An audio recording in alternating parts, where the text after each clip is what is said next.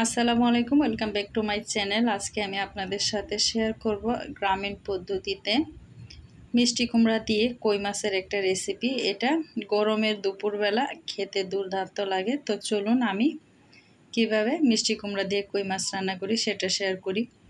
প্রথমে চুলায় একটা প্যান বসিয়ে দিয়েছি আর অলরেডি আগুন দিয়ে দিয়েছি।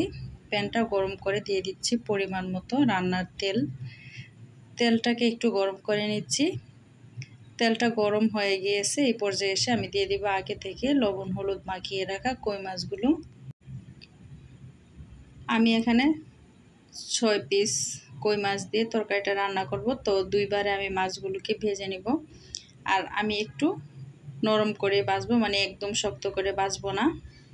আপনারা আপনাদের পছন্দ মতো মাছগুলো ভেজে নেবেন। প্রথম 3টা মাছ ভেজে নেওয়া হয়ে গিয়েছে। পরে আমি বাকি 3টা মাছ ভেজে নিব। যারা আমার চ্যানেলটায় আজকে নতুন ভিজিট করতেছেন, প্লিজ চ্যানেলটা সাবস্ক্রাইব করে সাথে থাকা বেল আইকনটা অল করে দিবেন, যাতে নতুন কোনো রেসিপি আপলোড করার সাথে সাথে নোটিফিকেশন আপনাদের কাছে পৌঁছে যায়। মাছগুলো নামিয়ে এই তেলের মধ্যেই একটা পেঁয়াজ কুচি দিয়ে দিলাম। পেঁয়াজটাকে আমি হালকা একটু ভেজে নিব।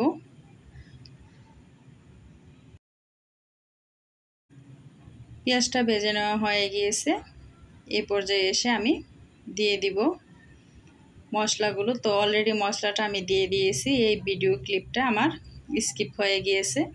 এখানে আমি দিয়ে দিয়েছি স্বাদ মতো লবণ, 1 চা চামচ পরিমাণ লাল মরিচের গুঁড়া, 1/2 চা চামচ হলুদ গুঁড়া, 1/2 চা চামচ ধনিয়ার গুঁড়া আর 1 চা চামচ পরিমাণ দিয়ে দিয়েছি আদা রসুন বাটা।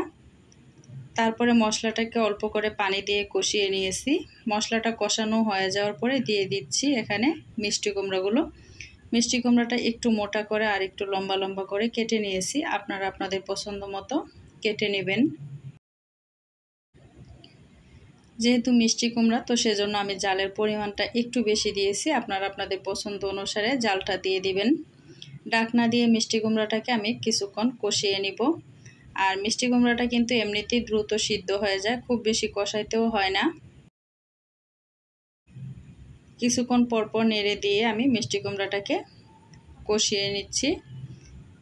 মোটামুটি মিষ্টি কুমড়াটা কষানো হয়ে গিয়েছে। নেড়ে চেড়ে আমি এখন অ্যাড করে দিব পরিমাণ মতো পানি। আজকে আমি রান্নায় একটু ঝোল রাখবো, তো সেজন্য পানিটা একটু বেশি করে দিয়ে দিচ্ছি। পানিটা দিয়ে এখন আমি দিয়ে দিব ভেজে রাখা মাছগুলো। মাছটা দিয়ে পানিতে একটু মিশিয়ে দিচ্ছি। তারপরে এখানে আমি চুলার আঁচটা হাই হিটে করে 10 মিনিট রান্না করব। আর পানি দেওয়ার সাথে সাথে মাছটা দিলে মশলাটা কিন্তু মাছের ভিতরে ঢুকে, এতে করে মাছটা খেতেও ভালো লাগে। একদম সহজ করে আমি রেসিপিটা শেয়ার করেছি, আশা করি সবাই ট্রাই করবেন। লবণটা দেখে নিচ্ছি। তো লবণটা পারফেক্ট হয়েছে। এই পর্যায়ে 1/2 চা চামচ পরিমাণ টালা জিরার গুঁড়া দিয়ে চুলার আঁচটা বন্ধ করে দিয়েছি।